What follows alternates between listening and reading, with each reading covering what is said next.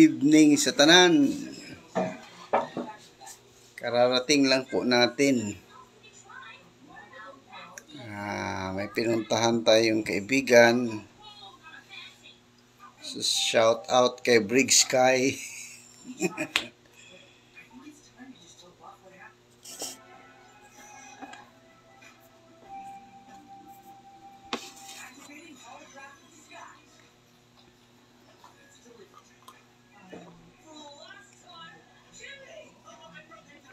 Okay. Till we meet again. Okay. Double L tayo, ang tel? TIL lang. TIL? Hindi isa lang ka L? Isa lang ka L. TIL. So, first time tayo nag-live. Mula nung nag-declare ang FB ng live, i-take out daw after 30 days. Ang live ng FB ba, after 30 days, delete na siya.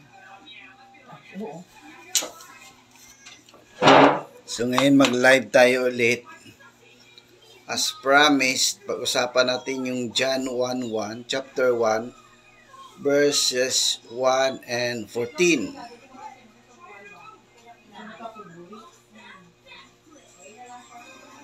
Lalaki live ako.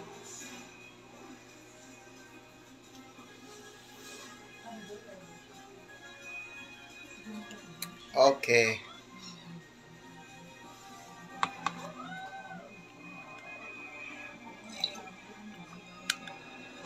Sa simbahan kasi namin, for the past weeks, ang mga leksyon natin ay about Jesus, about kalagayan ng tunay na Diyos. Tapos anong mga verses ang ginagamit ng ibang religion to prove daw that Jesus is God. So actually marami yung tinuro, mga 4 yata yun. Pero isa lang ang i-share natin sa inyo. Yung John 1:1 and 14. Sa iglesia, kapag nagtuturo, tanong-sagot ang estilo. So, magtatanong ang ministro, babasahin sa Biblia ang sagot. Ganon yung style sa Iglesia ni Cristo. Tapos, sa vlog nga pala na ito, wala tayong pinatatamaan na sino man. Gusto lang nating i-share yung naituro sa atin sa aming simbahan, sa aming church, Iglesia ni Cristo. Alma MB is watching. Welcome to my FB Live. So sa iglesia, sabi ng iba, ang iglesia daw, walang alam sa Biblia, sabi nila. Kasi daw sa iglesia, hindi daw nagbabasa ng Biblia ang mga iglesia ni Cristo. Kasi ang ministro lang daw ang nagbabasa. Sa ibang religion kasi, pag may church worship service sila, kanya-kanya sila ng Biblia, kanya-kanyang basa. Sa iglesia, ang ministro lamang ang nagbabasa. At isa pang pansinin natin sa pag-aaral sa loob ng iglesia, sa pagbabasa, ang nagpapaliwanag ay Biblia mismo. Tanong, sagot mula sa Biblia, tanong naman, sagot na naman mula sa Biblia. Sa iglesia, wala yung binabasa mo yung Biblia, tapos sabihin mo yung personal na opinion mo about sa binasa mo. Wala pong ganun sa Iglesia ni Cristo. Kapag binasa mo ang Biblia, may gusto kang itanong, Biblia pa rin ang sasagot. So ganun ang style ng Iglesia ni Cristo. Kaya sa Iglesia ni Cristo, puro Biblia ang maririnig mo tuwing pagsamba. Kaya hindi totoo yung Sinasabi ng iba na ang Iglesia ni Cristo daw ay walang alam sa Biblia kasi nakikinig lang. So ano pang anuhin natin? Sa Iglesia, ang pagtuturo ginagawa sa Filipino language. Pilipino ang Iglesia ni Cristo. Kaya nga sinabi nilang ang Iglesia ay exporter ng Filipino language. Kasi kahit papunta kami sa Africa, yung mga Afrikano, marunong na sila mag-Pilipino. Punta kami sa Amerika, marunong na sila mag-Pilipino. Sa Britain, mga British na mga Iglesia ni Cristo, marunong din sila mag-Pilipino. So, kaya yun ang sinasabi nila, exporter kami ng language. Pa. Alam mo yung mga live na ganito, mahirap din magkuhan. Kahit mag-record ka ng video kapag about religion, ang mga tao usually umaalis na sila kapag religion ang pag-usapan. We have Jal po. Jal, good evening sa iyo, Jal. So, sa gabing ito, i-share natin yung isa sa mga tinuro sa loob ng pagsamba ng Iglesia ni Cristo. Bali, ang pagsamba kasi namin is paminsan naabot ng 1 hour kasi mayroong awit, then mayroong pagtuturo, pagbabasa mula sa Biblia. So, last week, for the past weeks, pinag-uusapan kung ano yung talata sa Biblia na ginagamit ng Catholic Church, ng ibang Protestant churches, most of Protestant churches, na sandalan nila na sabihin na si Kristo ay, ating Panginoong Hesukristo ay Diyos. Kasi sa Iglesia, kung titingnan natin sa Biblia, ang tinuturo ni Kristo na Diyos ay ang Ama lamang, the Father, the Creator. So makikita natin yan sa mga verses ng Biblia na talagang yun ang straight na tinuturo ng ating Panginoong Hesukristo. So, start na tayo kasi baka mag-lowbat na ako. Kararating lang natin, galing din sa pinuntahan natin. So, start tayo. Ang pag-usapan natin John chapter 1, verse 1 and 14. So, ganito ang nakasulat. Si Ner Ramos is watching. Si Joe Labingisa is watching. Bornok Mac Jailer is watching. Alma MB is watching. Maraming salamat po. So, basahin natin ang Juan 1:1-14. Nang pasimula, naroon ng tinatawag na salita. Pilipino lang gamitin natin, ha? Tapos, ang salita ay kasama ng Diyos. At ang salita ay Diyos. Then sa verse 14, nagkatawang tao ang salita at namuhay na kasama natin. Nakita namin ang kadakilaan niya bilang kaisa-isang anak ng Ama. Puspos siya ng biyaya at pawang katotohanan ang mga sinasabi niya. So, yun, makita natin. Sa paningin ng isang taong Katoliko, kapag nagbabasa nito, si Kristo daw dito ay Diyos. So, isa-isahin natin yung kanya. Isa-isahin natin yung kanyang, yung bumubuo sa bawat sentences.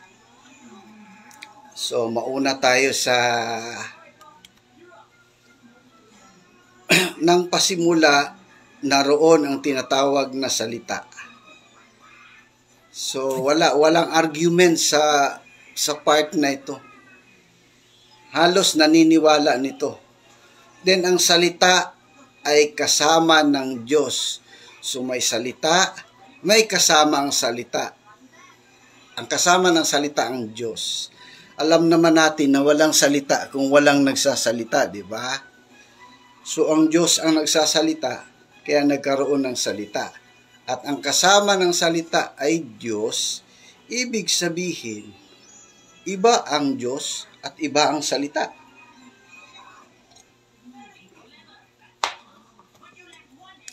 Dahil sa Biblia nga, isa lang ang tinuturo ng Biblia na Diyos, ang Ama lang. So ituloy natin. Ang question kasi na malaki dito, yung panghuling parte ng sentence na nasasabi na ang salita ay kasama ang Diyos at ang salita ay Diyos. Dito na nagkaroon ng arguments. Pag sinabing ang salita ay Diyos, ang take ng iba, ang salita daw mismo ay Diyos. Pero tingnan natin sa Biblia, katulad nga ng ginagawa ng Iglesia ni Cristo, kapag mayroong kang tanong, tinitingnan mo sa Biblia kung ano ang sagot. So sa John 1:1, English na naman ito, sa New American Bible Revision Edition Nabre, mayroong footnote ang the word. Kasi the word ang pinag-uusapan natin dito ha. Ang salita may footnote. This version includes footnotes that discuss the themes and structure of the prologue as well as the meaning of key terms. It explains that the word, Greek daw nito logos, combine God's dynamic, creative word, personified pre-existent wisdom, and the ultimate intelligibility of reality. Yun ang sabi ng Nabre ha, may footnote. Yung footnote kasi pag may word yan, bigyan nila ng pakahulugan, nilalagay sa footnote yan. Ibig sabihin nito sa Pilipino, bago pa man may umiral, literal na sa pasimula, si Kristo, literal na ang salita, na nangangahulugang si Kristo ang karunungan at kapangyarihan ng Diyos. So si Kristo, karunungan at kapangyarihan ng Diyos. At ang unang sanhi ng lahat ng bagay, ang personal na pagpapahayag ng Diyos sa tao. So pag nagpahayag ang Diyos, yun ang salita. So wala kailanman sinabi sa footnote na ang salita ay Diyos. Meron pang isang Biblia rin na may footnote. Ito ay Catholic Douay Rheims Translation. Ang sabi sa footnote, to represent His eternal, ito nakarefer sa word ha, yung the word, ang salita na nakasulat sa John 1. John 1:1. To represent His eternal existence with the Father. Saint John, yung writer, employs the term word only used by Saint John and designates the Son as the kind of intellectual emanation from the Father. Ibig sabihin yung word nasa isip na ng Ama, yun yung word, yun yung kanyang thought, yun din yung plan na gustong isagawa ng Diyos. So yun ang word. Pag sinabing the word was God, kasi nga nasa isip na siya ng Diyos. Ang salita ay kasama ang Diyos. Isang phrase din ito ng John 1:1. Ang salita ay kasama ang Diyos. Yun nga sinabi, isang plano na ipapahayag ng Diyos sa huling araw. Sa unang Pedro 1:20 ay nakasulat, itinatalaga siya ng Diyos bago pa nilikha ang daigdig, at alang-alang sa inyo ay ipinahayag sa mga huling araw na ito. Then sa Galatias naman, ngunit nang sumapit ang tamang panahon, sinugo ng Diyos ang kanyang anak. So, tingnan natin, mayroong sinugo, mayroong nagsugo. Pagkatapos ang sinugo, isinilang ng isang babae at namuhay sa ilalim ng kautusan. Alam na natin si Kristo yun. Balikan natin yung ang salita ay Diyos. Bakit sinasabi ng Biblia na ang salita ay Diyos? Sa Lucas 1, chapter 1, verse 37, mababasa natin, sapagkat walang salitang mula sa Diyos na di may kapangyarihan. Kasi 'di ba, ang Diyos pag nagsasalita may kapangyarihan.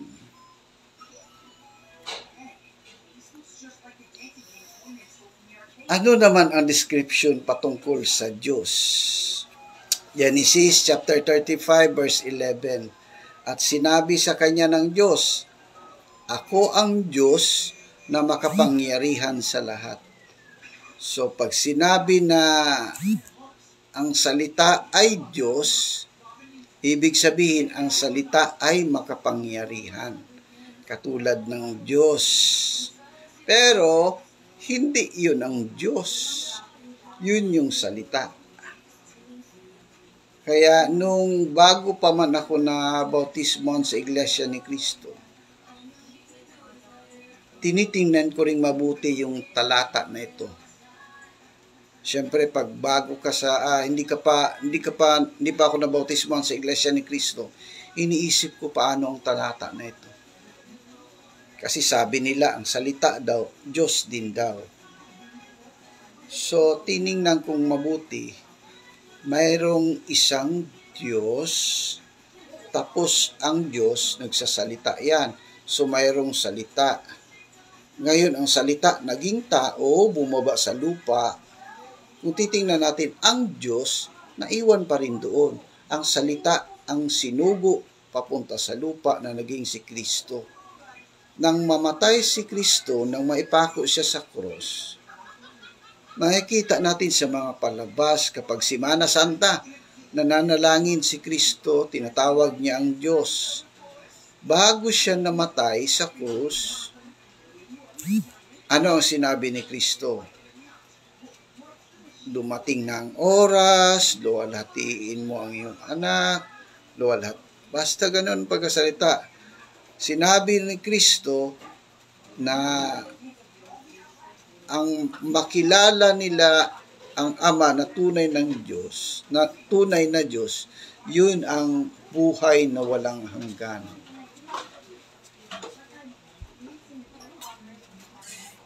Anong kailangan mo? We have our visitor here. It's not baho. O, say hi dito, say hi dito.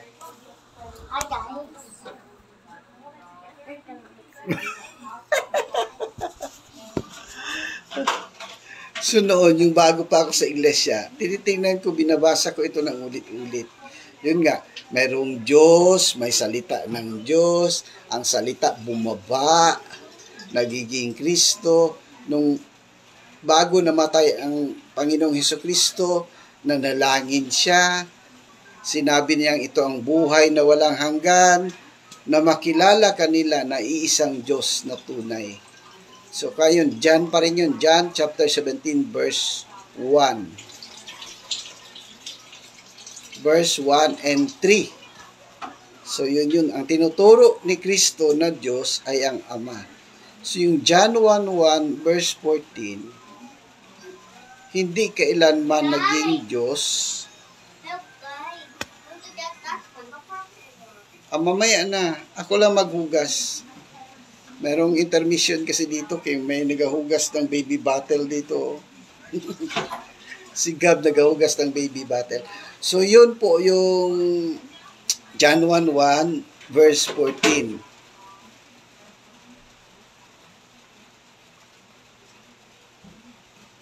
Wait lang, Gab. So, yun na yun siya. Kung balikan natin, ang sinasabing salita, yun yung banaag ng kaisipan, yun yung plano ng Diyos na gagawin niya. hindi siya tinatawag siyang Diyos, hindi ibig sabihin siya ng Diyos dahil ang salita na mula sa Diyos ay makapangyarihan. Paminsan kasi naguguluhan ng mga tao eh. Naririnig ko yung ibang religion na magturo nito, aabot ng 1 hour. Kahit ano nang pinapasok nila, kahit anong analysis na pinapasok nila. Ang kuwan lang naman nito ay sa pasimula mayroong salita.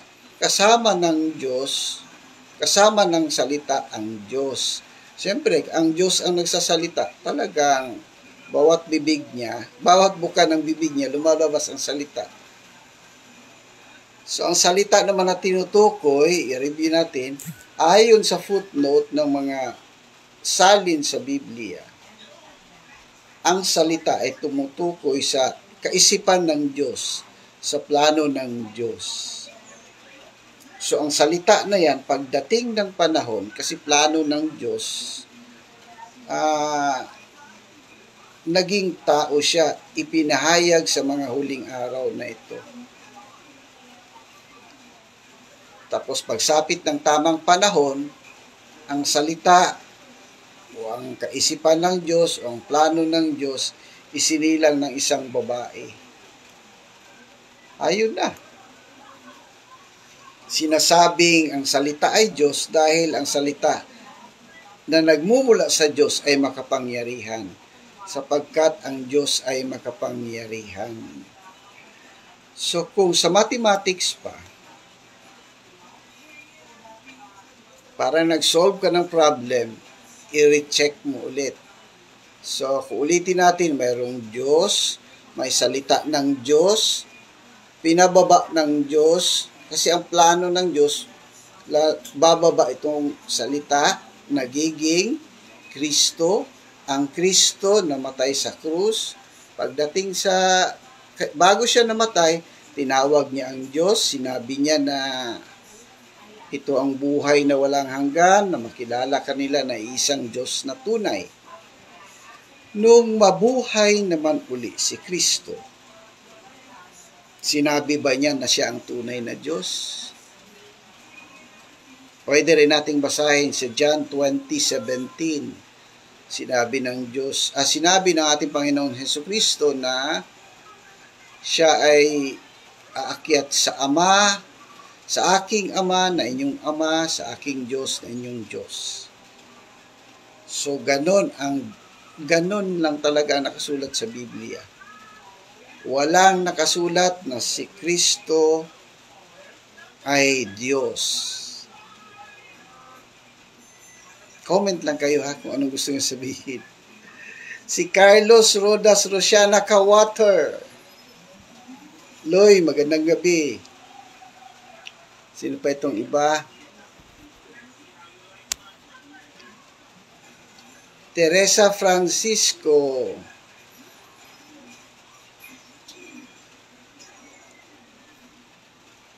Si Ka Robert. Ano yung si Ka Robert? So yun lang ang ma-share natin. Actually, marami pang tinuro ng mga talata sa Biblia na sinasabi nilang sandigan daw nila o basihan ng pagka-Diyos ni Kristo. Pero kung titingnan natin, himay-himayin natin ng mabuti, wala naman. Kasi may mga tao kasing pinipili nila yung isang talata at gawin nilang malabo kahit klaradong-klarado na. Tapos may mga talata naman ng Biblia na klaradong-klarado na sinasabi ni Kristo, ng ating Panginoong Hesukristo, na ang Ama ang tunay na Diyos. Katulad ng John chapter 17 verse 1 and 3. John chapter 20 verse 17. Sa part naman ng mga apostoles, mababasa rin natin sa 1 Corinthians chapter 8 verse 6.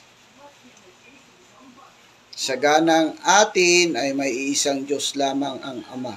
So, sa Biblia, ang salitang Diyos ay nakaturo parati sa Ama.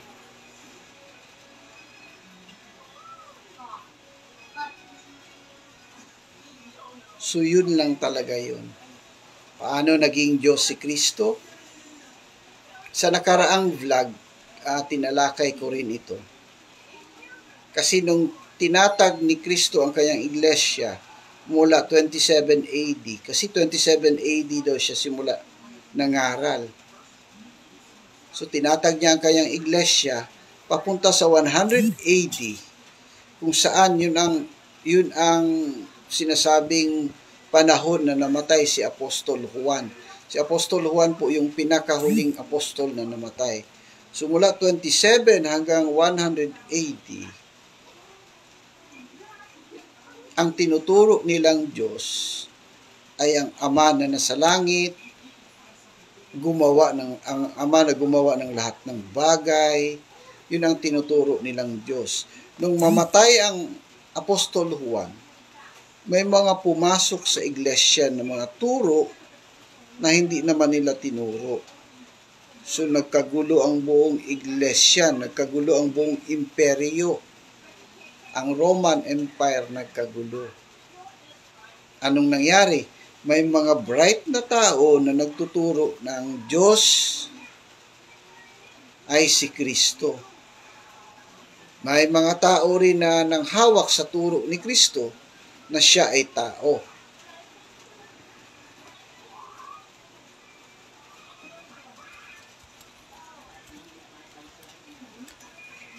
May mga nagtuturo din na si Kristo raw ay tao na Diyos pa. Iyang pangyayaring iyan ay tinatawag na Arian controversy. So nagkagulo ang lahat niyan. So ano ang ginawa ng emperor that time? Ang emperor that time is Emperor Constantine. Anong sabi ni Emperor Constantine? Bumuo siya ng isang council. Ang council ay tinatawag na Council of Nicaea. Yun ay 325 AD.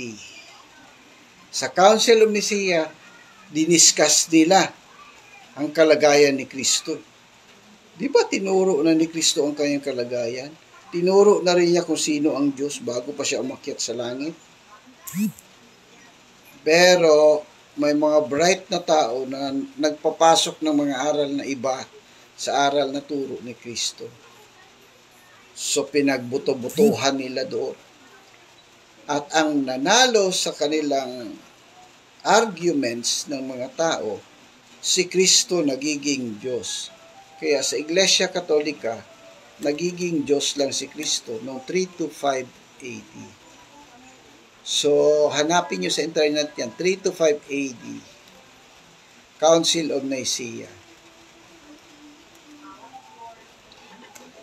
So, hanggang doon na lang siguro ang live natin.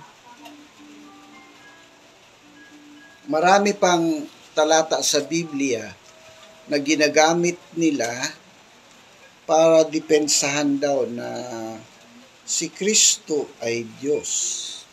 Pero pag tingnan naman natin, wala man. Wala.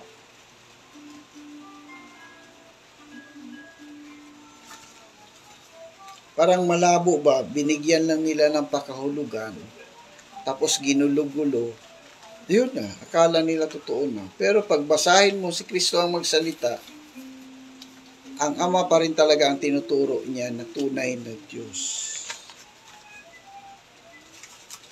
So,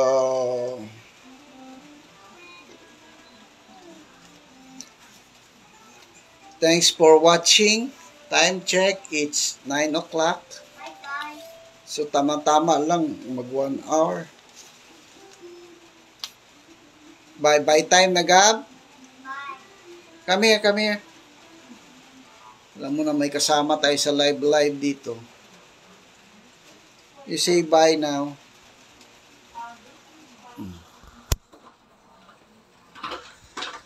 Bye guys. Bye guys. Bye guys. Oo, ako lang mapindot ng finish. Ako lang. Ako lang. Sige, bye-bye. Thank you. We have the same green guys. We have the same color of shirt? Yeah. It's okay. Sige, bye-bye na. Si Ma'am Medina is watching. Si Pupuy is watching. Prisciliano Alipuyo is watching. So, thanks. Sa live natin, may time na i-share namin yung napag-aralan namin sa pagsamba. Kasi para ma-review din namin. Sa sunod na live natin, pag-usapan natin ano ang kalagayan ni Kristo para sa Iglesia ni Kristo. Na yun ang nakasulat sa Biblia.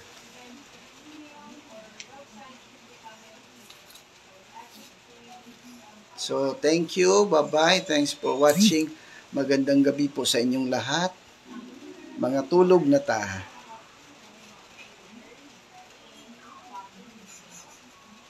Hindi ko ba nagulo ang pag-iisip nyo? Pag may tanong kayo, halimbawa, nandito kayo sa Pilipinas, gusto ninyong magtanong, gusto ninyong mag-aral ng Iglesia ni Cristo, pwede naman kayong lumapit sa mga kaibigan yung Iglesia ni Cristo. Pwede kayo mag-enroll kasi meron kaming pag-aaral ng mga salita ng Diyos. Pwede kayo mag-enroll. Hindi ibig sabihin na maging iglesia kaagad kayo. Pag-enroll nyo, ituturo lang sa inyo kung ano yung aral sa loob ng iglesia. So, mag-message lang kayo kaya kung gusto yung lumapit sa mga kaibigan yung Iglesia ni Cristo. Lumapit lang kayo para rin maging clear, may tanong kayo para may tanong natin sa ministro. So, thanks for watching. Have a good night. Sa sunod naman, pag-usapan natin yung kalagayan ni Kristo. Yun din yung turo. Lahat ng tinuro sa pagsamba na pwede kong i-share sa inyo. I-share ko. Baka gusto nyo yung ibang talata na ginagamit ng Catholic Church at ng Protestant churches na para sabihin Diyos si Kristo. Pwede rin. Meron pa namang naiwan ng mga talata eh. Pero wag nating kalimutan John chapter 17 verse 1 and 3. Sinabi na ni Kristo na ang Ama lang ang nag-iisang tunay na Diyos.